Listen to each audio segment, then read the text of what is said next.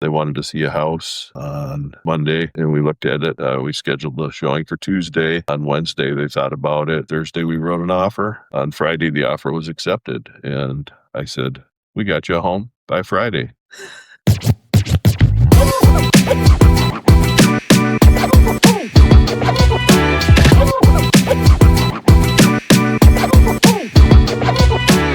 All right, welcome to the Minnesota Real Estate Agent Podcast. My name is April Lindenfelser with Keller Williams Classic Realty, and I run Selling Soda Homes.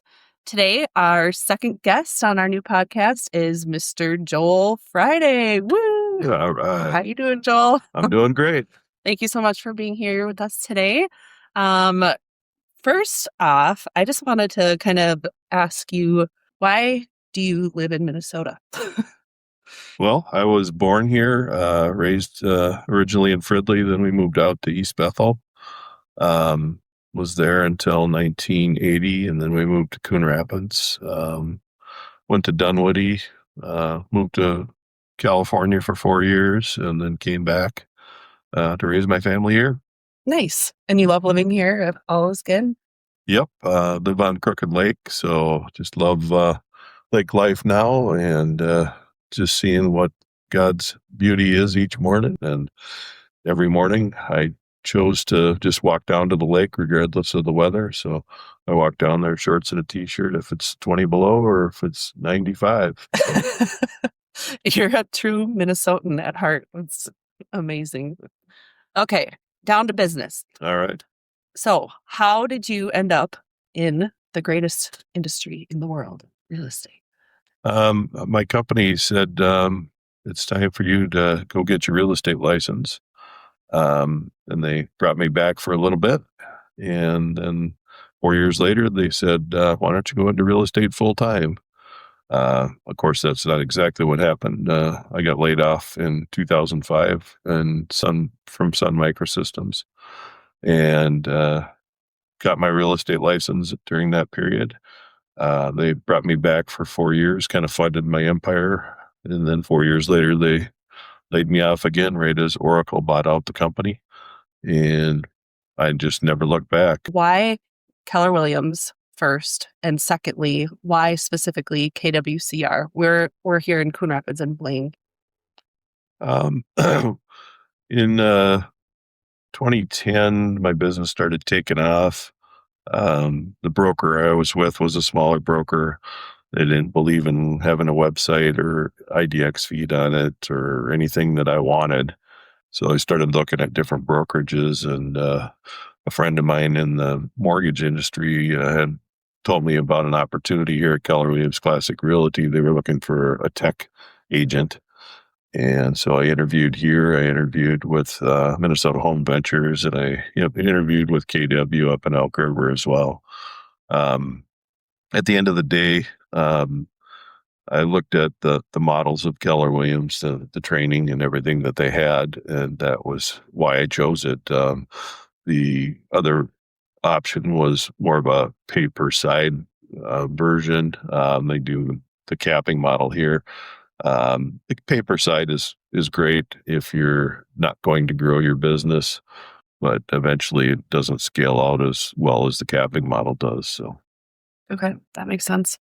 And then anything specific about this particular Keller Williams location? Or I guess you've always been at this location since you transferred? Yes. Okay. Yep. I chose this one over Elk River mostly for locale. I've lived in Coon Rapids since 1988. So being here on 10 and Hanson makes it nice and easy. When we moved onto the lake in 2015, my commute is get on at Main Street, get off at Hanson. And so pretty easy commute. Easy breezy. Yep. Nice. That's great. So you kind of mentioned a little bit about when you were starting, you just came in every single day. And that's a lot of, you're really right in that a lot of agents just don't treat this job as a business, and they are here and there. Maybe they'll work a couple of hours one day and not the next. But I really like that you shared that this is a full-time job. If you want to make full-time money, you're doing this every single day, 40 hours a week. Maybe not necessarily all the time, but what in the beginning, how were you successful? Like, do you remember your first closing, and how did you like keep in contact with people and get your business off and running when you first started?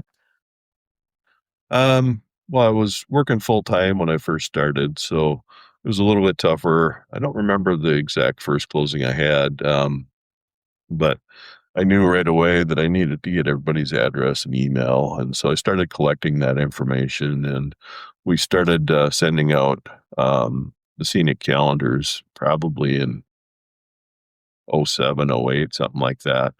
And that was fine. Everybody started to do that. But, you walk into church and you start to talk to people and you say, "Hey, I'm a realtor." But what really turned that around was I had a client call me. They wanted to see a house on Monday, and we looked at it. We scheduled the showing for Tuesday. On Wednesday, they thought about it. And Thursday, we wrote an offer. And then on Friday, the offer was accepted, and I said, "We got you a home by Friday." And so the home by Friday, sold by Friday slogan came from that. His Yeah. last name's Friday, everybody. If you didn't catch that at the beginning, Joel Friday, and his shirt sold Yeah. by Friday. Anyway, yeah, so then I started putting that on my marketing material, and instead of having to say, "Hey, I'm a realtor," which is a boring subject to most people, people would come up to me and say, "Hey, Joel, how's the market?" And everything took off from there. Another thing that helped us a lot was in '06 to 2012, we were in the where the market was very depressed. A lot of agents were getting out of the business because their livelihood was dependent on the income that they once had, which had disappeared very quickly. Where I had the backing of, a full time job. And then once that went away, I just decided, okay, let's go all in on this and go from there. Um, one of the people at our church decided he wanted to help out with the church. So his thought was, I want to make some money flipping homes, which was easy to find homes to flip. Um, then he would use me as his agent because I had just lost my job. He wanted to help me out, but there was other contractors at the church that he employed as part of the process. And together we flipped about 5 or 6 homes. My home inspector also got into that, and we probably did 20 homes that, we bought and sold. Um, we did some of the NSP homes because he was also on the board of a charitable organization. So he was getting the homes for $1 from through county funding through the NSP program, and then we had to sell them to people that made less than 50% of the area median income, which made it really tough to find buyers because you need about 49% of the area median income to buy a home. So that was a Sure. very tight market. We showed one home 137 times before we found somebody that qualified to buy it. Everybody wanted it, but nobody qualified in that income range. So, Oh, totally. yeah. And then, you just provide good service to those people and they come back. Yeah, absolutely. It's what it's all about. And people like how you treated them, and they tell their friends to call you up when they need to buy or sell. So, Exactly. how did you get to where you are today? I know you run a nice team. I believe your wife and your son are in your business. How does that all work, and how did you get to this level of, the Keller Williams models? First you get an assistant, then you like. How did that look for you in your journey? Yeah. So it kind of started out in 2010 as my business started to grow. I was getting busier than I could deal with everything myself. And my wife was working a part time job just to help swing things. And I just looked at her and said, "Why don't you get licensed? You can show homes for me and things like that. And you'll make more money than what you would doing the part time job." So we started with that. And then my daughter, Jenny, got her license shortly after graduating high school and worked that part part-time while she went to college for American Sign Language. She also got licensed in South Dakota when she was out there. Um, she's Since she's gotten her degree, she's learned that social media marketing is her thing. So that's kind of who we use for all our social media marketing. She's still a licensed agent. She just chooses to let us do the agent work, so to speak. And then my son worked at Walmart from high school up, and he got 20 years in at Walmart. And he just said to me one day, he says, "I want to join you, Dad." And I'm like, okay. And then we he got his license and retired from Walmart at the ripe old age of 40. So he's been on our team for a while. We've had a number of people come through the team over the years.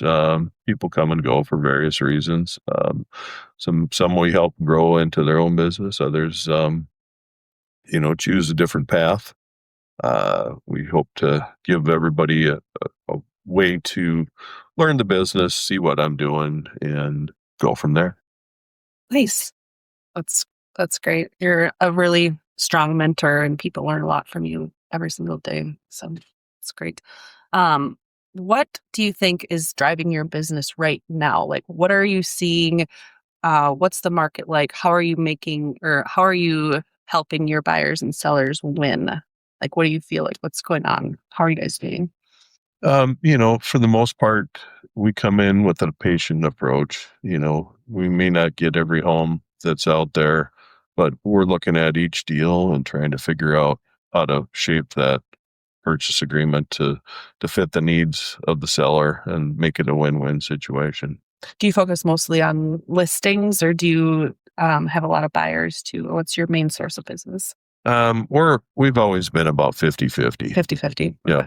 Yeah. So, I try and get the listings, and then the buyers generate from there. So, And then in a typical day or week, what do you specifically do that you feel like other agents might not be doing? Is there any secret to your sauce? it goes back to, again, what I said earlier. I think the secret to the sauce is showing up, Yeah. Being at the office, hearing what's going on. One day I was at the office, somebody said, "Hey, I've got this listing coming up." So I walked over to their office instead of sending them an email and started talking. And then as I was talking, that deal didn't fit my client's need. But another agent walked by and said, "Hey, what's going on?" And she said, "Well, I've got a lake home coming up in Roseville, and I happen to have a client that was having a lake home, one need for a lake home in Roseville. So I got to show it before it hit the market, and we got them the property on the lake that they just love." So, and that's from being here, not from being virtual or whatever the latest fad is. In my mind, it's talking to people every day is where your bang for the buck comes in. Yeah, I think the internal networking is huge at our office. And, we have a morning huddle call every single day at 8:15, and there's a group of agents that gets on there. And it happens more often than not that, or even in our team meetings where agents are saying, "Here's my listing that's coming up in a couple of weeks." But, you can show it early as long as it's not incoming soon. And that happens a lot where people internally network and get their clients really great deals or less of headaches if they don't want to deal with showings and all of that before it hits the market. So that internal networking is Yeah. huge. And you do have, and as real estate agents, we do have the option of working from home or getting an office here at our, brick and mortar, either here in Coon Rapids or Blaine. But you choose to have an office here specifically so that you get more interaction with other agents and are more dedicated to your business. And that is, Yeah, that kind of came about. I started off with a home office and had an office here, and then went to a family reunion, and Gary Keller read the one thing to us. And I realized in the one thing that I was doing wrong was having two offices. I would be at the office, and I would have a note at home that I needed. I'd be at home, and I'd have a note from the office that I needed. The cloud-based stuff makes that a lot easier now, but I tend not to do a lot of that. I always, if I'm working, I set aside this environment. I can be in a private office somebody comes by, that's okay, but I can actually focus on my work, and get things done. I am like 100 times more efficient here at the office than I am just sitting at home. Because people at home want attention, while you're there, and that just makes it tougher. Yeah, that's a super smart point. It's like if you're here, you can't switch your laundry or you can't think about what you're going to cook for dinner. So yeah, that's a really, really smart point. I should take your advice on that. Uh, okay, so let's see. Systems or processes that are helping you most in your business today? Anything specific that you can think of that might be unique? Or I know you said and I know this is huge for you, like every year everybody looks forward to getting, like, you have a really, really nice calendar that you send out at the end of the year, beginning of the year, probably December or something, I'm Yeah, guessing. they go out in November of each year, and then we also send out the Vikings magnets right in the August time frame. So those are two big mailings that we do every year. We also, try and do a client event in the fall. We just did the electronics recycling event with, the office here. Things like that help a lot in just people remembering who you are, what you're doing. So that's important to us. I'm always looking for ways to simplify my tech as well. And so sometimes I chase the shiny objects like we all do, but I think I've found a couple that are working well for me right now. So I'm just focusing on those, getting those ready to go and rolled out to my clients. Nice. Um, Anything that you are working on, like goals for this year, like by the end of the year, specific goals that you might have within the next 12 months? I mean, we always shoot for 75 to 100 homes Oh, sold a nice. year. So that's kind of our standard.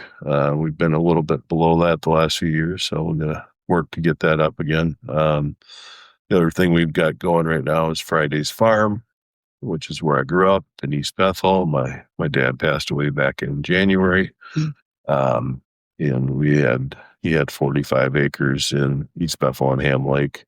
So we're working with the developer to get that out there. So I've got 8 lots in East Bethel coming up.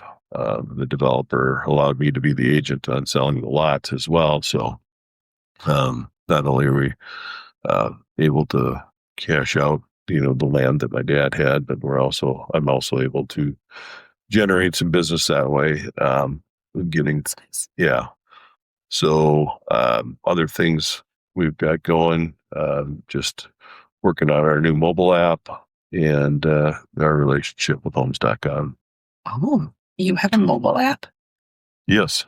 Yeah, I just got that a little bit ago. So we're trying to get as many clients signed up on that as possible. It's similar to Zillow or whatever, but it's branded to us, and it's only ours. So it's a little neat piece of tech that we've been working on, and it's been fairly successful so far. We can do push notifications out to their cell phones. They can set up searches. They can share properties with us. So that's really cool as well. Oh, geez, I haven't heard about that. That's cool. That's amazing. Um, what is one thing that cost you time, money, or deals, and what did you learn?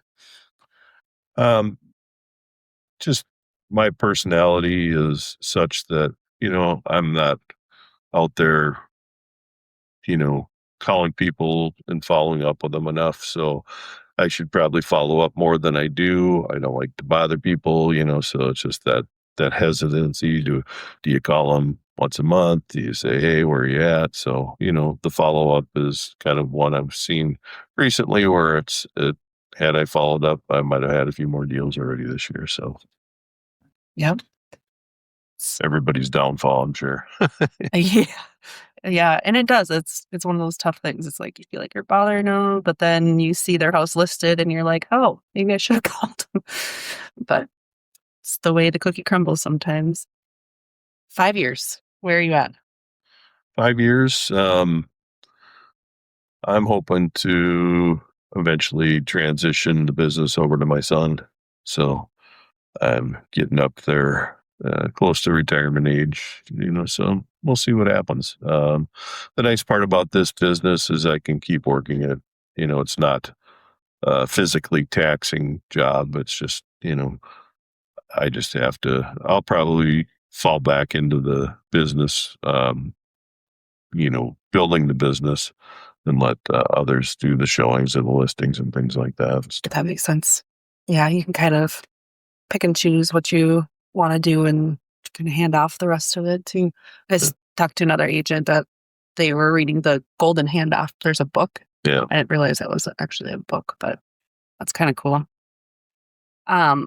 Anything else specific you want people to know about you or your business? We've developed a website so you can go out there and kind of do some specific searches. So if you wanted to find a Coon Rapids home, you can go in there and it's already set up. The search is set up for you. And in that, you can see all the latest open houses. You can also see the current market trends for that specific city compared to the county and the metro area. I keep those stats live updated on the website.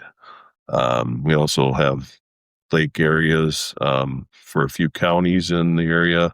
And also I did like lakes up I-35, lakes Brainerd, those types of things. So if you're looking for lake properties, I always like showing those because I live on a lake, love the lake living. So yeah, and every lake's different. They've got different bottoms and different fish, and all that stuff is important when you're trying to find a lake home. People that move here from out of state, they're like, "No, I want a lake," and then you're like, "Well, you don't want to live on that one."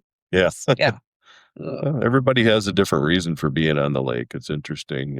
For me, it's seeing the beauty of it all, getting out there on the pontoon.